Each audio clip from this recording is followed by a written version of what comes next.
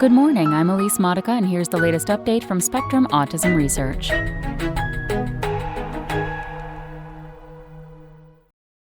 Daily Living Skills Influence Autistic Adults' Education Employment Options by Laura Detaro.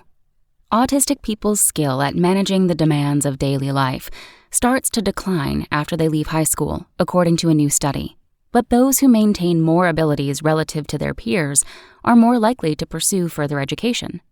Daily living skills, the ability to take care of independent living tasks such as personal grooming and managing money, also influence the likelihood that an adult with autism is employed, the authors found, but to a lesser extent than the severity of their autism traits does.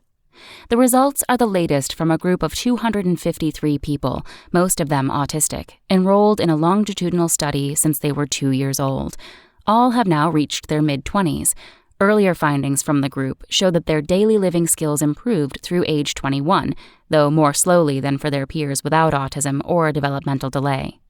The new study examines how the participants have fared since leaving high school and aging out of the support programs available for children and adolescents. Progress in daily living skills tends to slow down in the face of this services cliff, the researchers found. The findings underscore the need for support programs in adulthood and shine a light on the experiences of autistic adults who tend to be understudied, the researchers say. I hope the field uses this paper as a wake-up call to urgently develop more adult interventions, says Sean Ake, professor of social work and psychiatry at the University of Pittsburgh in Pennsylvania, who was not involved in the work. Skills trajectories.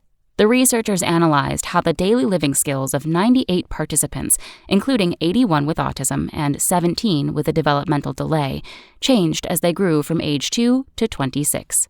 The team also asked the participants and their parents whether the participants had full or part-time work and whether they had been enrolled in a 2- or 4-year higher learning institution or vocational school at ages 18, 21, and 26.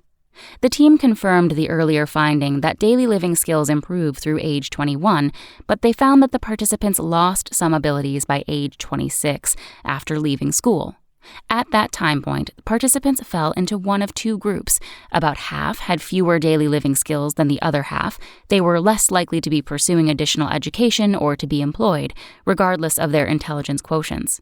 But unlike education, employment outcomes tracked more with scores on a measure of autism severity than with daily living skills, suggesting that additional elements interfere with autistic people's employment options, the researchers say. It just goes to the fact that social difficulties and all the things that come with autism really do make a difference in getting and holding on to a job, says lead investigator Catherine Lord, distinguished professor of psychiatry and education at the University of California, Los Angeles. Programs that help autistic people navigate the hiring process and the workplace could help, Lord and her colleagues say, as could information that helps employers work more effectively with autistic people.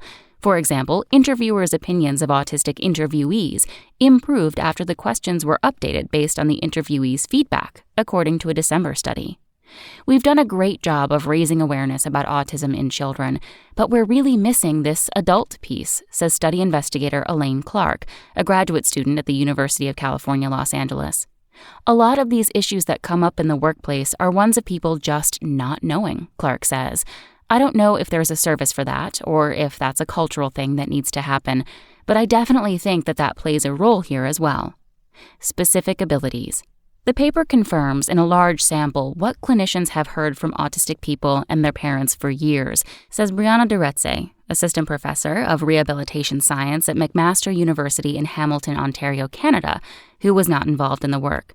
We know from families and individuals, adults, that there are challenges when they transition into adult life, Duretse says.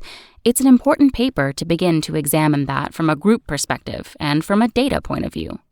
Future studies should parse which daily living skills are most crucial for adults' success, Duretse and the researchers say.